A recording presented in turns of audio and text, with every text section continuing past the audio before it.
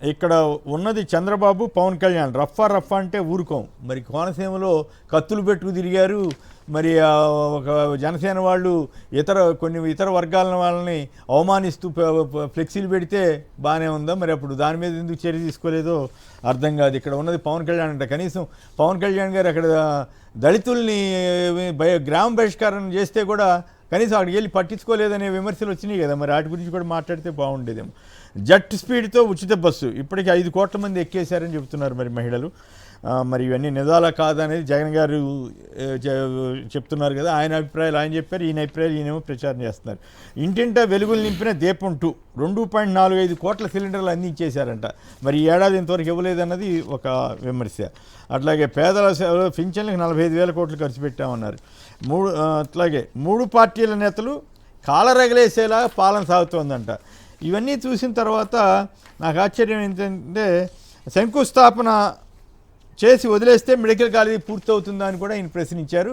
పైగా medical college నేనే తెచ్చాను అంటున్నారు. అయితే ఆసక్తికరమైన సంగతి ఏంటంటే అమరావతి గురించి ఎందుకు ప్రస్తావించలేదు అర్థం కావట్లేదు. అక్కడ 1,000 కోట్లు అక్కడ ఖర్చు పెట్టి ప్రసంగాలు మాత్రం వేరే చోట్ల చేస్తున్నారనే విమర్శ వస్తుందనా, లేకపోతే ఏమిటి అమరావతి గురించి కామ్గా ఉండిపోవాలనుకుంటున్నారు ఏంటో దాని మీద కూడా మాట్లాడదాం. తర్వాత ఏపీ సూపర్ హిట్ అయిందని చెప్పి వాళ్ళు రాసుకున్నారు తెలుగుదేశం పత్రిక వాళ్ళు. ఏపీ సూపర్ హిట్ అయిందంట. సూపర్ 6 కూడా కాదు, సూపర్ హిట్ అయిపోయిందంట. పీపీపీకి ప్రైవేటీకరణకు తేడా తెలియని జగన్ అంట మంత్రి లోకేష్ గారి వ్యాఖ్య. మంత్రి లోకేష్ గారే ఇది రాక్షస ప్రభుత్వం, మొత్తం 50% సీట్లు కూడా ప్రైవేట్కి ఇవ్వడానికి వీల్లేదు, సెల్ఫ్ ఫైనాన్స్ కింద ఇవ్వడానికి వీల్లేదు, నేను రాగానే చేసేస్తానని ఇప్పుడు ప్రైవేట్ కాలేజీ మొత్తం ఇచ్చేసి అది పీపీపీ కింద కాదని చెప్తున్నారు ఆయన. అది పీపీపీకి ప్రైవేటీకరణకి తేడా తెలియదని ఆయన చెప్తున్నారు. మరి సచివాలయ సిబ్బందికి P4 బాధ్యతలు, బంగారు కుటుంబాలకు మ్యాపింగ్, 21.56 లక్షల కుటుంబాలను 2.14 లక్షల క్లస్టర్లుగా విభజన, ఒక్కో ఉద్యోగికి 3 క్లస్టర్లు, బంగారు కుటుంబాలు మార్గదర్శులకు సమన్వయకర్తగా సచివాలయ ఉద్యోగి. ఇది సాధ్యమవుద్దా విష్ణు గారు ఈ రకంగా చేయటం?